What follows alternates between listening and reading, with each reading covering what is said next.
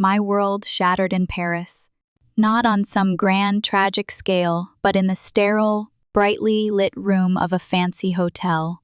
I, Ava, stood there, 27 years old, staring at the man I'd sworn to spend my life with. Liam, tangled in the sheets with a woman I barely knew, or perhaps knew too well.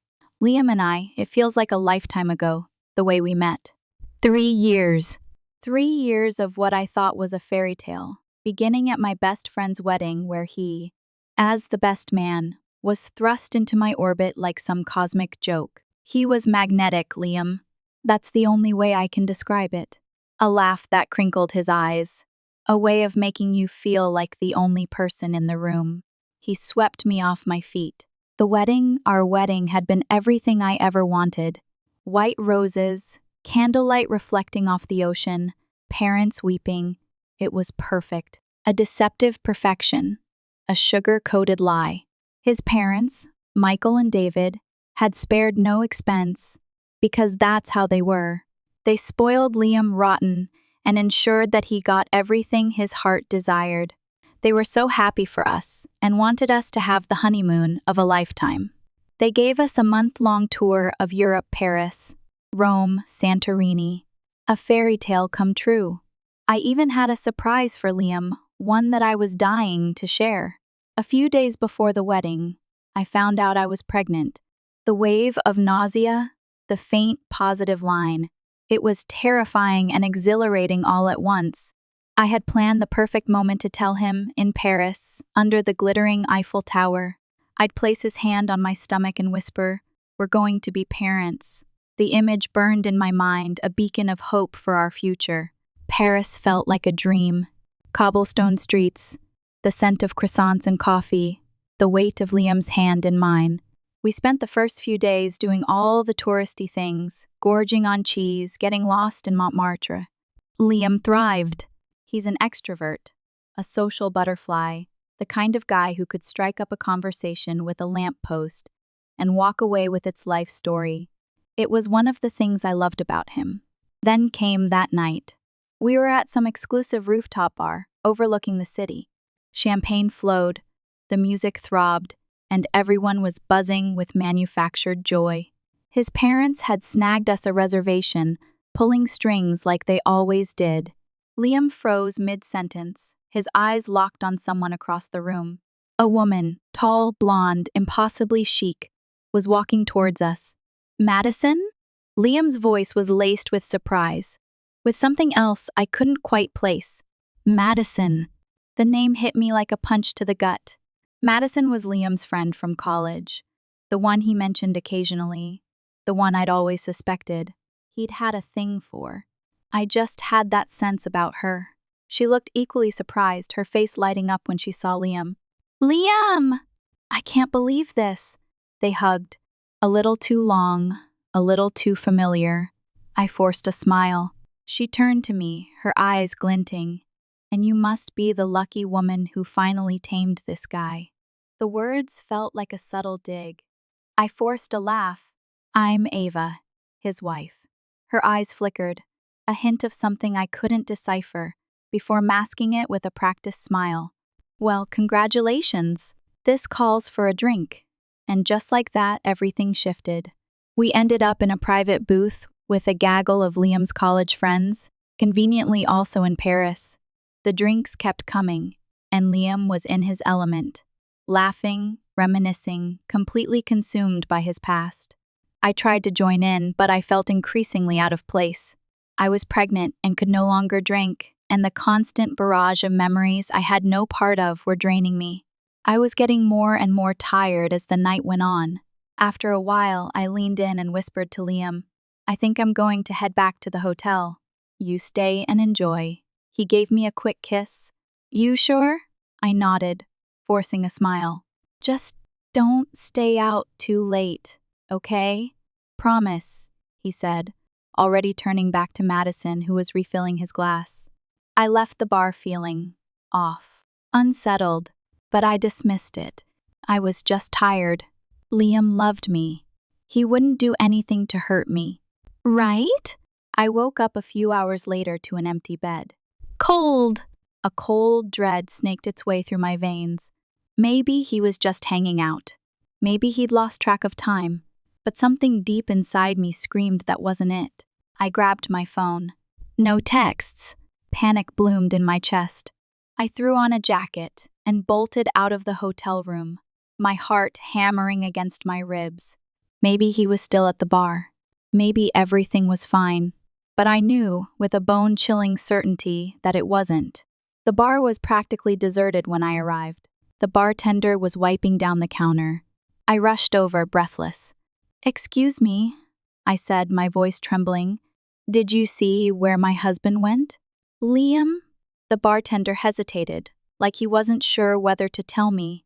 Then he sighed and pointed towards the elevators. "He left with that blonde woman about an hour ago." They seemed close. The ground dissolved beneath my feet. No, this couldn't be happening. I ran to the elevators, stabbing the button repeatedly until the doors creaked open. My hands were shaking so badly, I could barely keep my phone in my hand as I stepped inside. Maybe there was an explanation. Maybe they I don't know. The elevator dinged, and I stumbled into the hallway of our hotel floor. I walked to our door, my fingers fumbling with the handle. It wasn't locked, and when I pushed it open, there they were. Liam, Madison, together, in our bed. For a moment, I couldn't breathe. I couldn't move. My world had turned into something completely unrecognizable in an instant. A world of betrayal and utter devastation. And then, before I could stop myself, I turned and ran. Because if I stayed 1 second longer, I might never recover from what I had just seen. I don't even remember how I got out of that hotel room, down the hall, into the elevator. My breath was ragged, my heart a frantic drum against my ribs. The image played over and over in my mind, a grotesque, twisted film reel. Liam, tangled in the sheets with Madison, his arm draped over her like it belonged there. The hotel lobby was a blur. I stumbled outside, the cool Paris air hitting my face like a slap. I needed to get away. I needed to be anywhere but there. I had no idea where I was going, but I kept walking. The streets of Paris blurred together, golden streetlights morphing into hazy smudges as my vision swam with tears. My wedding ring felt like a brand, a weight around my finger, suffocating me. How could he? How could Liam do this to me? To us? On our honeymoon? Part of me wanted to scream. Another part wanted to turn around, march back to that room, and throw every single thing he owned off the hotel balcony. But mostly, I just felt hollow, empty, numb. I eventually found myself near the Seine. The water reflected the city lights, shimmering like something out of a dream. A dream! That's what this was supposed to be. Our dream honeymoon. Instead, it had turned into a waking nightmare. I leaned against the stone railing, gripping the edge so hard my knuckles turned white. I could feel my stomach churning, nausea rising in my throat. And then it hit me. The baby. Oh God. My hands instinctively went to my stomach. I had planned to surprise Liam with the news here in Paris. I can still imagine the joy on his face when I told him he was going to be a father. But now everything was ruined. I couldn't tell him. Not now. Not when I didn't even know what I was going to do. My phone buzzed in my pocket. I pulled it out with shaking hands. Liam. His name flashed across the screen. For a split second, I just stared at it. Then the messages started flooding in. Ava, where are you? Please come back. I can explain. It's not what you think. Please, I'm begging you, just talk to me. I let out a hollow laugh, the sound bitter and sharp. Not what I think! I had seen it with my own eyes. There was no mistaking what had happened. More messages. I was drunk. I didn't know what I was doing. It was a mistake. I love you. Please don't do this. I squeezed my eyes shut, trying to block out the words. I couldn't deal with this right now. I needed space. I needed to think. Before I could stop myself, I turned off my phone. The world went silent. For the first time in hours, I could breathe again, but I knew I couldn't stay there forever. I had to go somewhere. I couldn't go back to him, but I wasn't about to sleep on a bench in the middle of Paris either. There was only one thing to do. I hailed a cab and gave the driver the address of the nearest airport. The flight home felt surreal.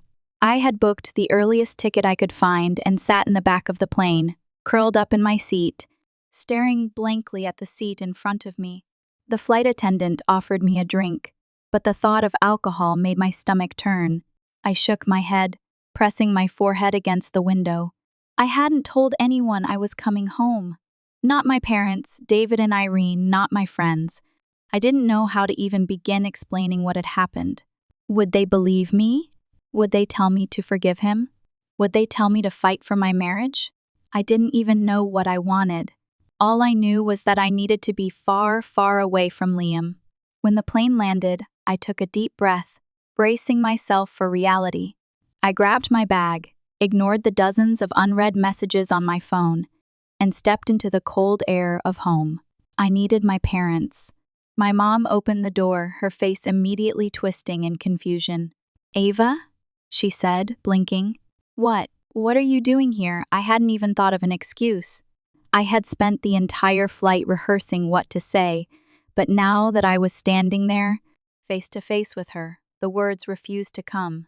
Instead, my lip trembled, and just like that, I broke. My mother's arms were around me in an instant, pulling me inside as I sobbed into her shoulder. "Oh, sweetheart," she murmured. "What happened?" I shook my head, unable to speak. She led me to the couch, rubbing my back as I tried to pull myself together. My dad appeared in the doorway, his brow furrowed. "Ava?" Mom shot him a look, silently telling him to wait. After a long moment, I finally whispered, I left Liam, Mom's hand stilled on my back. "What?" Dad sat down across from us, his face unreadable. "Why?" I wiped my face with my sleeve, my breath shaky. "Because he cheated on me, on our honeymoon." That son of a bitch. I looked up, startled by the sheer rage in my dad's voice. His hands were clenched into fists, his jaw tight. Mom inhaled sharply, looking equally horrified. "Oh, Ava," I sniffled, my hands gripping my knees. I walked in on him. In our hotel room, with her. Mom covered her mouth. Dad stood up, pacing. "I'm going to kill him. I swear to God, I'm going to." "David," Mom said sharply, grabbing his arm. "Not now!" His face was red with anger, but he didn't argue. Instead, he let out a slow, heavy breath and ran a hand through his hair. I swallowed hard, my hands trembling.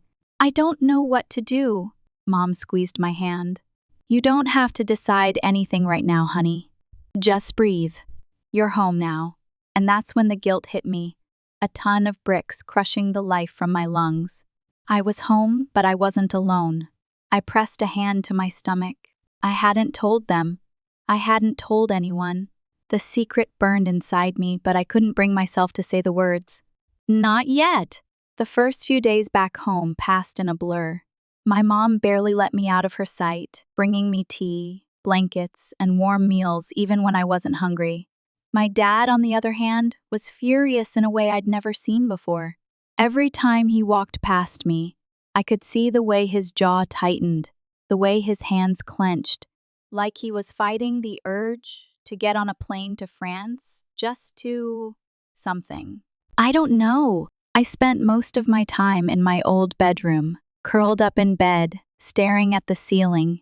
I barely touched my phone, but I didn't need to check to know the messages were still pouring in. Liam wasn't going to give up that easily. My mom finally convinced me to turn my phone back on after the second day. "You don't have to answer him," she said gently, "but you shouldn't shut yourself off from the world either." The second the screen lit up, notifications flooded in. 67 unread messages from Liam. I almost turned it off again, but my fingers hesitated, hovering over his name. I shouldn't care what he had to say. I knew that, but against my better judgment, I opened his last message. "Ava, please just talk to me. I swear to God, I'll do whatever it takes to fix this." "Fix this?" like he had just broken a dish instead of our entire marriage. I kept scrolling. It was a mistake. I was drunk. I didn't mean to hurt you. Please, you have to believe me. I closed my eyes, gripping the phone so hard my fingers ached. I wanted to believe him. God, I wanted to. But I couldn't erase the image of him and Madison in that bed. Drunk or not, he had made a choice. And I had to make mine. Before I could talk myself out of it, I typed a single reply. Stop texting me. I hit send, turned my phone on silent, and threw it across the bed. I didn't check to see if he responded. My best friend, Willow, showed up that night without warning, walking straight into my room like she had every right to be there.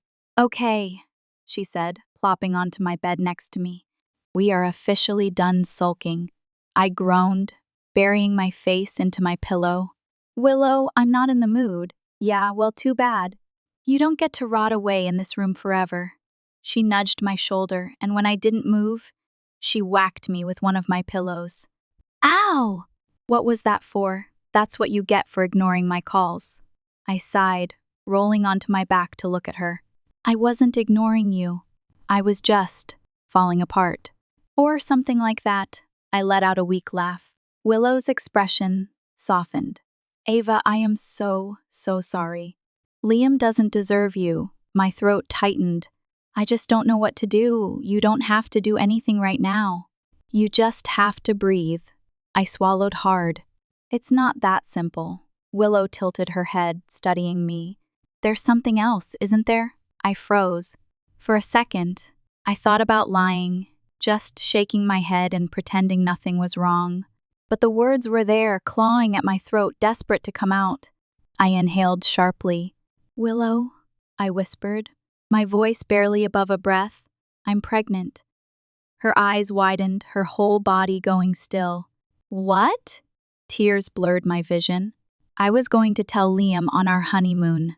It was supposed to be this big, beautiful surprise, but then I didn't have to finish. Willow's expression cracked into something between heartbreak and rage. That son of a... I laughed, but it came out as a choked sob. Yeah. She reached for my hands, squeezing them hard. Ava, what do you want to do? That was the million-dollar question, wasn't it? What did I want? I had no idea. I was terrified.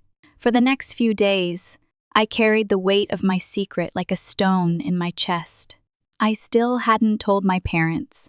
Every time I tried, the words got stuck. It was too much, too soon. But Liam wasn't making things any easier. He started calling. At first, I ignored him, but when he switched to unknown numbers, I knew he wasn't going to stop. So, on the 5th day, I finally answered. I barely had time to say anything before his voice filled the line. Ava, thank God. I've been losing my mind. I squeezed my eyes shut. What do you want, Liam? What do I want? I want you back. I want to fix this. Please, Ava, I can't lose you. I almost believed the desperation in his voice. Almost. You should have thought about that before you climbed into bed with her, I said coldly. Silence, then a heavy sigh. I was drunk, Ava. I don't care, Liam, please, he begged. I'll do anything. I'll go to therapy. I'll never touch alcohol again. Just tell me what you need. I wanted to scream at him. I wanted to throw all my pain, all my rage back in his face. Instead, I exhaled slowly. I need you to leave me alone, Liam. I hung up. Then, for the first time since I left Paris, one blocked his number. The next morning, I finally told my parents. They were sitting in the living room when I walked in, both looking up when I cleared my throat. I took a deep breath. I need to tell you something. Mom's brow furrowed. Of course, honey. What is it?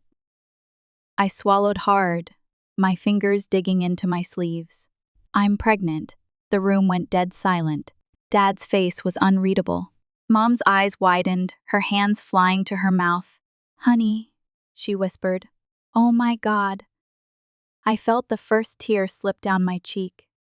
I don't know what to do. Dad exhaled sharply, rubbing a hand over his face. Does Liam know? I shook my head. No, and I don't want him to. Mom hesitated. Are you sure? Yes, my voice was firm. I need time. I need to think. But right now, I just need to be away from him. Dad's jaw tightened, but he nodded. You don't have to figure it all out today, Mom said softly. Whatever you decide, we're here. Always. I let out a shaky breath. Thank you. And for the first time since I left Paris, one felt like I could breathe again. The weight of my secret felt lighter now that my parents knew. But it didn't make this situation any less complicated. My dad was barely speaking, his anger at Liam boiling beneath the surface. My mom, though still shocked, had immediately shifted into support mode, researching doctors and prenatal vitamins as if trying to make sense of it all through organization. I wasn't ready to think that far ahead. All I knew was that I wasn't telling Liam. Not now. Maybe not ever. The thought made my chest ache. He had been my everything for 3 years. I had imagined a future with him, buying a house, starting a family, growing old together, and now I couldn't even imagine looking him in the eye. But the universe had other plans. I was at the grocery store with my mom when I saw him. I almost didn't recognize him at first. His back was turned, his posture tense as he stood near the entrance. But then he turned and my breath caught in my throat. Liam! Right here, in my town. For a split second, I thought I was imagining it, that my exhaustion, my emotions were playing tricks on me. But no, he was real, and he had just spotted me. His eyes widened in shock, then immediately softened with relief. Ava! Panic flooded my veins. No! No! No! No! I grabbed my mom's arm and spun around, practically dragging her toward the checkout. Ava, what? Not now, I whispered urgently. But it was too late. Ava, wait! His voice was closer. He was coming toward me. I could feel my pulse hammering in my ears as I shoved my groceries onto the belt, willing the cashier to move faster. Please, Liam pleaded, stopping just behind me. Just talk to me. I didn't turn around. My mom, however, did. What the hell are you doing here? She snapped, stepping in front of me like a shield. Liam looked stunned for half a second before composing himself. Miss S. Brooks, please, You have a lot of nerve showing up here, she cut him off, her voice sharp as glass.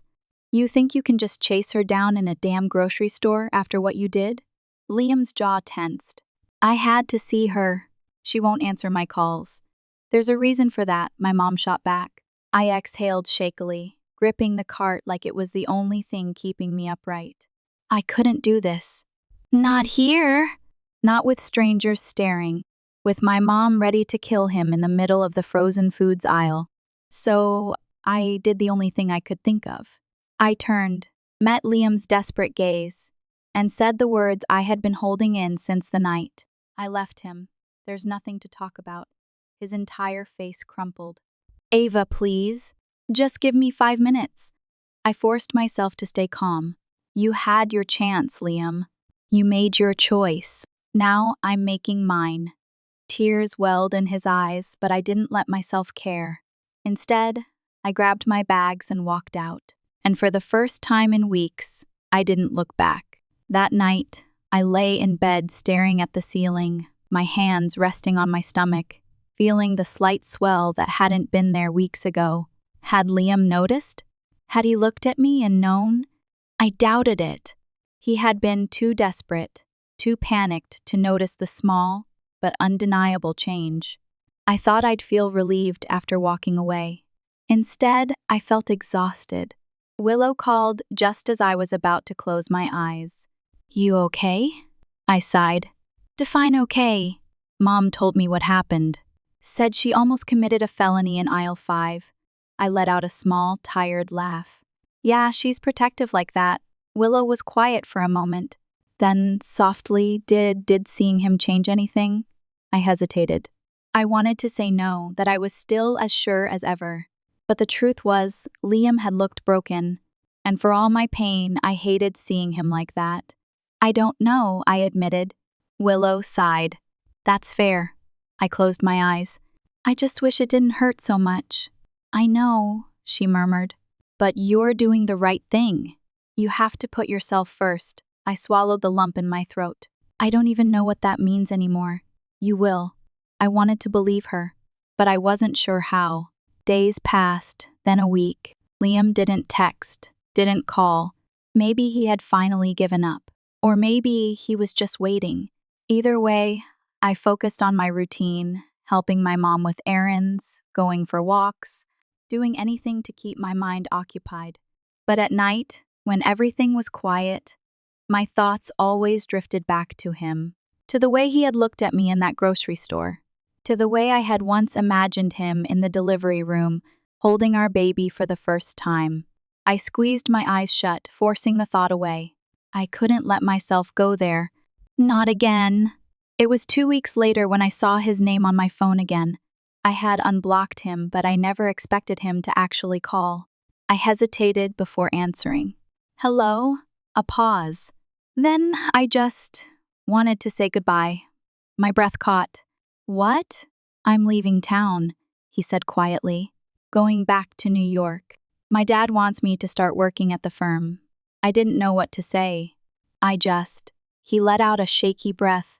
I know I don't deserve your forgiveness. I know I messed everything up. But I love you, Ava. And I always will. Tears burned behind my eyes. Goodbye, Liam. He exhaled slowly. Goodbye, Ava. The line went dead. I sat there, phone clutched in my hand, trying to process what had just happened. Liam was gone, and I still hadn't told him about the baby.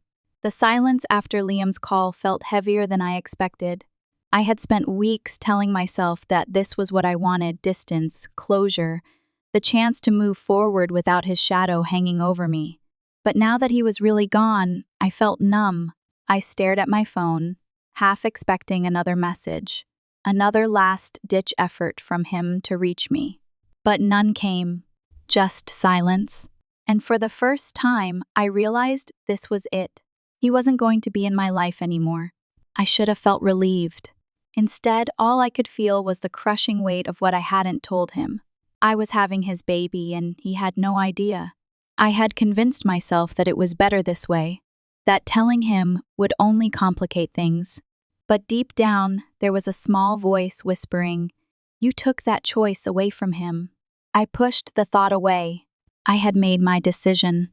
Now I had to live with it. Life settled into something almost normal after that. My mom fussed over me constantly, making sure I was eating right, drinking enough water, getting enough rest. My dad, while still clearly furious at Liam, had softened toward me in a way I hadn't expected. He didn't push me to talk, didn't try to tell me what to do. He just showed up, driving me to doctor's appointments, fixing things around the house, cooking dinner when Mom was too exhausted. I didn't know how to tell him how much I appreciated it. Willow checked in every day, sometimes dragging me out of the house just to make sure I wasn't rotting away in my thoughts. "You're allowed to be happy, you know," she said one afternoon as we sat on her couch, her feet propped up on the coffee table. I let out a hollow laugh. Kind of hard to be happy when your life is a mess. She nudged my knee. "It's not a mess. It's just different now." "Yeah," I muttered. "Different." She studied me for a moment. "You ever think about telling him?" I tensed. "Willow, I'm just asking," she said quickly. "I know you don't want to. I know you think it's the right choice. But does it ever cross your mind?" I swallowed. "Of course it does. I thought about it all the time. What if he would have wanted to be involved? What if he had changed? What if he wasn't the man who had broken my heart in that Paris hotel room?" But those were all just what-ifs, and I couldn't live my life based on what-ifs. "I'm doing what's best for me," I said firmly. Willow sighed, but didn't push. "I just don't want you to regret it someday." I didn't answer, because I didn't know if I ever would. Months passed. The seasons changed. My stomach grew. Life moved forward. Liam became nothing more than a ghost in my past, a name that no longer held power over me. I didn't keep tabs on him, didn't ask about him. As far as I was concerned, he was just another chapter that had closed, and I was writing a new one that didn't include him. Then, one day out of nowhere, I got a call. Not from Liam, from his mother. I almost didn't answer. I stared at the screen, my heart pounding, my instincts screaming at me to let it go to voicemail, but something in me needed to know why she was calling. I took a deep breath and picked up. Hello? Ava? Julia's voice was careful, uncertain. I hope it's okay that I called. I swallowed. It's fine. A long pause. Then, Liam told me. My breath caught. Told you what? About the baby, she clarified, as if reading my mind. The world tilted beneath me. He knows? Another pause. No! But he suspects. He doesn't have proof, but he came to me one night, out of the blue, and asked if I thought it was possible. I couldn't breathe. I had been so sure he hadn't noticed, that he had left town without even thinking about it. But he knew. Or at least he thought he did. And now his mother was here, calling me, confirming it. Ava, she said gently, I need to ask you something. And I need you to be honest with me. I squeezed my eyes shut. You're pregnant, aren't you? Silence. Then, barely above a whisper, yes.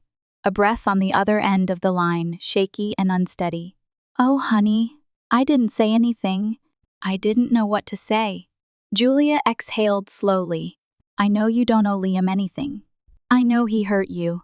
And trust me, if I could go back and shake some sense into him before he made the biggest mistake of his life, I would. I swallowed hard, my throat tight. But he deserves to know, Ava. I closed my eyes. Julia, please. Ava, she whispered, he's my son. And you might hate him, but I love him. And I loved you too. You were part of our family. And I want, she broke off, her voice cracking. I want to be there. I want to be in this child's life. Tears burned in my eyes. I didn't know what to do. I didn't know if I had it in me to let them back in. But part of me, a very small part, wasn't so sure anymore. I never responded to Julia. I sat with it, thought about it, agonized over it. But in the end, I couldn't do it. Not yet. I wasn't ready. And so I let the days pass. I didn't tell Liam. I didn't tell anyone else. I just stayed where I was, letting life move forward around me. And for now, that was enough. The baby, a girl, came into the world screaming. Not a delicate, tentative cry, but a full-throated roar that shook the delivery room. It was a sound of defiance, of strength, of life. They placed her in my arms, a tiny, wriggling bundle wrapped in a soft, pink blanket. Her face was scrunched up, her eyes squeezed shut, but she was perfect, utterly, devastatingly perfect. I named her Iris. It felt right, somehow. A flower blooming in the midst of a storm, a symbol of hope. As I held her, gazing down at her tiny face, all the anger, all the resentment, all the fear seemed to melt away. It was just me and her, two souls connected by an invisible thread. My daughter! My parents were overjoyed. My mom cried, of course, showering Iris with kisses and promises to spoil her rotten. My dad, well, he just stood there, staring at her with a soft, almost awestruck expression on his face. It was the closest I'd ever seen him come to crying. He held her gently, his big, calloused hands cradling her tiny body. He was smitten. Completely and irrevocably smitten. Willow was there too, of course, my rock, my constant. She held Iris carefully, her eyes shining with love and pride. She's beautiful, Ava, she whispered, her voice thick with emotion. You're going to be an amazing mom, I smiled, tears welling in my eyes. I hope so. The first few months were a blur of sleepless nights, endless feedings, and mountains of laundry. It was exhausting, overwhelming, and utterly, completely wonderful. I learned to function on minimal sleep, to decipher Iris's different cries, to navigate the world with a diaper bag slung over my shoulder. It was a steep learning curve, but I wouldn't trade it for anything. I still hadn't told Liam. The weight of that secret hung over me, a constant, dull ache. Some days, I almost picked up the phone, ready to pour out everything. But then I'd look at Iris, at her innocent, trusting face, and the words would die in my throat. This was my life now. Our life! And I couldn't risk disrupting it. One evening, as I was rocking Iris to sleep, my phone rang. I glanced at the caller ID. Unknown number? I almost ignored it, but something told me I shouldn't. I answered cautiously. Hello? Ava? It was Julia's voice. My heart pounded. Julia, what do you want? I just wanted to know if you're okay, she said softly. And if the baby is okay. I hesitated. We're fine, I said curtly. I'm glad, she said, her voice laced with relief. What? What did you name her? Iris, I said quietly. Iris, she repeated, the name sounding foreign on her tongue. That's a beautiful name. A long silence stretched between us. Then Julia spoke again, her voice barely above a whisper. Ava, I know you don't want me in your life, and I respect that. But please just send me a picture. Just one picture of Iris. I won't bother you again, I promise. My throat tightened. I wanted to say no. I wanted to hang up and block her number. But something in her voice, a deep, unwavering love, tugged at my heart. Against my better judgment, I relented. Okay, I said softly. I'll send you a picture. I hung up, my hand trembling. I didn't know why I had agreed. Maybe it was guilt. Maybe it was pity. Or maybe, just maybe, it was a tiny flicker of hope that maybe someday things could be different. I scrolled through my phone, searching for a recent picture of Iris. I found one of her sleeping peacefully in her crib, her tiny hand curled around a stuffed bunny. I hesitated for a moment, then hit send. A few minutes later, my phone buzzed. It was a text from Julia. Just one word, beautiful. And then silence. 2 years passed. 2 years of laughter, tears, and endless love. Iris grew into a bright, curious, and fiercely independent little girl. She was the center of my world, my reason for everything. I hadn't heard from Liam, or from Julia. It was as if they had simply vanished from my life. And for the most part, I was okay with that. I had built a new life for myself and Iris, a life filled with love, support, and happiness. But the past always has a way of catching up to you, doesn't it? It happened on Iris's 2nd birthday. I had planned a small party at the park, inviting my family, Willow, and a few of the other moms I had met in my new moms group. Iris was ecstatic, running around in a pink tutu and a sparkly crown, her face smeared with cake frosting. I was watching her, my heart swelling with pride, when I saw him. Liam! He was standing near the edge of the park, partially hidden behind a tree, his eyes fixed on Iris. He looked different. Older, more worn, but it was unmistakably him.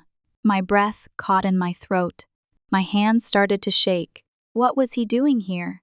He started to walk toward us, his eyes never leaving Iris. Panic surged through me. I grabbed Iris's hand and pulled her close. Honey, stay with Mommy, okay? She looked up at me, her brow furrowed in confusion. Okay, Mommy. Liam stopped a few feet away, his face a mixture of longing and pain. Ava, he said softly, his voice hoarse. I glared at him. What are you doing here, Liam? I just wanted to see her, he said, his eyes flicking to Iris. You have no right to be here, I said coldly. Leave! Now, please, Ava, he begged, just let me talk to her. Just for a minute? No, I said firmly. You gave up that right when you cheated on me. You don't get to waltz back into our lives whenever you feel like it. I know I messed up, he said, his voice cracking, but I've changed, Ava. I swear, I've changed. I want to be a part of her life. I want to be her father. My laugh was bitter and sharp.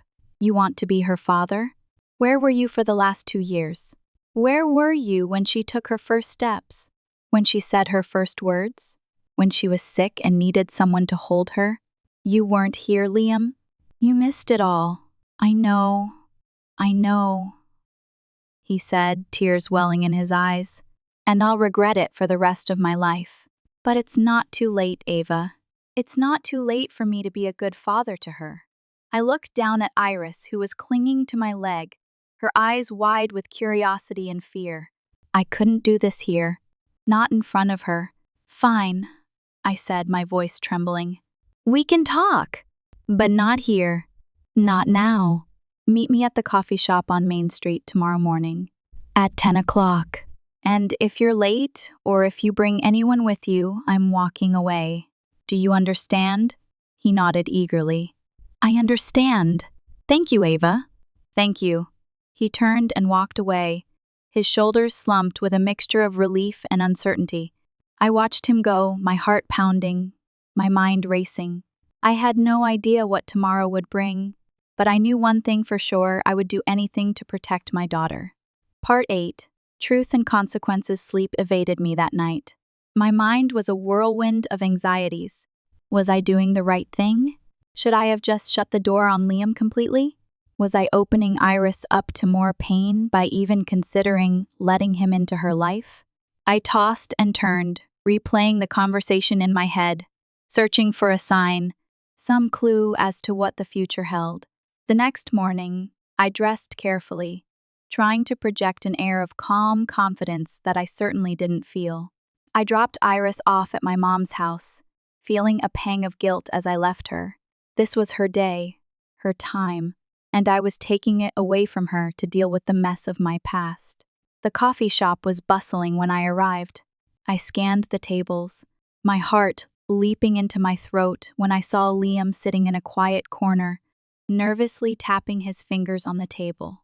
He looked up when he saw me, his eyes filled with a mixture of hope and apprehension. I walked over to the table and sat down, my back straight, my shoulders tense. You're on time, I said, my voice neutral. He let out a shaky breath. I wasn't going to miss this, Ava. A long silence stretched between us. Then I spoke, my voice firm. Before we go any further, there's something you need to know. Something I should have told you a long time ago. His brow furrowed. What is it? I took a deep breath. Iris is your daughter.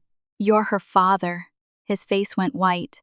He stared at me, his eyes wide with disbelief. What? He whispered, his voice barely audible. That's not possible. It is possible, Liam, I said, my voice trembling. I found out I was pregnant a few days before our wedding. I was going to tell you in Paris, but then I trailed off, unable to finish the sentence. He shook his head, his eyes filled with tears. Why didn't you tell me, Ava? Why did you keep this from me? Because you cheated on me, I snapped, my voice rising. Because I was hurt and angry and I didn't want you to have any part of our lives. Because I thought I was doing what was best for Iris. He reached across the table, his hand covering mine. I know I hurt you, Ava, and I'm so sorry, but you can't deny me this. I have a right to know my daughter. She has a right to know me. I don't know, Liam, I said, my voice softening. I'm scared. I'm scared of letting you back into our lives. I'm scared of you hurting us again. I would never hurt you or Iris, he said earnestly. I promise. I've changed, Ava. I'm not the same person I was 2 years ago. I've been going to therapy. I've been working on myself. I want to be a better man, a better father. I looked into his eyes, searching for the truth, and for the first time, I saw it. I saw genuine remorse, genuine regret, and genuine love. Okay, I said slowly. I'm willing to give you a chance, but you have to understand this is going to be a slow process. I'm not going to just hand Iris over to you. You have to earn her trust. You have to earn my trust. He squeezed my hand, his eyes shining with hope. I understand. I'm willing to do whatever it takes. The next few months were a delicate dance. Liam started coming around for short visits, playing with Iris, reading her stories, taking her to the park. He was patient, gentle, and attentive. He never pushed, never demanded, never tried to force anything. Iris was wary at first, unsure of this new man in her life. But slowly, gradually, she began to warm up to him. She started calling him Liam, then Daddy Liam, and finally just Daddy. It was heartbreaking and heartwarming all at once. I watched them together, my heart swelling with a mixture of joy and trepidation. It was wonderful to see Iris so happy, so loved. But I was still scared. Scared of getting my hopes up. Scared of being hurt again. Liam seemed to sense my fear. He was always careful, always respectful, always mindful of my boundaries. He never tried to overstep, never tried to pressure me into anything. One evening, after putting Iris to bed, Liam turned to me, his eyes filled with tenderness. "Thank you, Ava," he said softly. "Thank you for giving me this chance. Thank you for letting me be a part of Iris's life." I smiled, my heart overflowing with love. "Thank you, Liam," I said. "Thank you for proving me wrong." He stepped closer, his hand gently cupping my face. "I know I have a lot to make up for," he said, his voice barely above a whisper, "and I'm willing to spend the rest of my life doing it." He leaned down and kissed me, a soft, tender kiss that spoke of forgiveness, of healing, of hope. It wasn't the same as before. It was different. It was better. It was real. I pulled away, my eyes filled with tears. "I don't know what the future holds, Liam," I said, "but I'm willing to find out. Together." He smiled, his eyes shining with love. "Me too, Ava. Me too." And as I stood there, in the arms of the man who had once broken my heart, I knew that I was finally ready to let go of the past. I was ready to embrace the future. And I was ready to love again. The road ahead wouldn't be easy.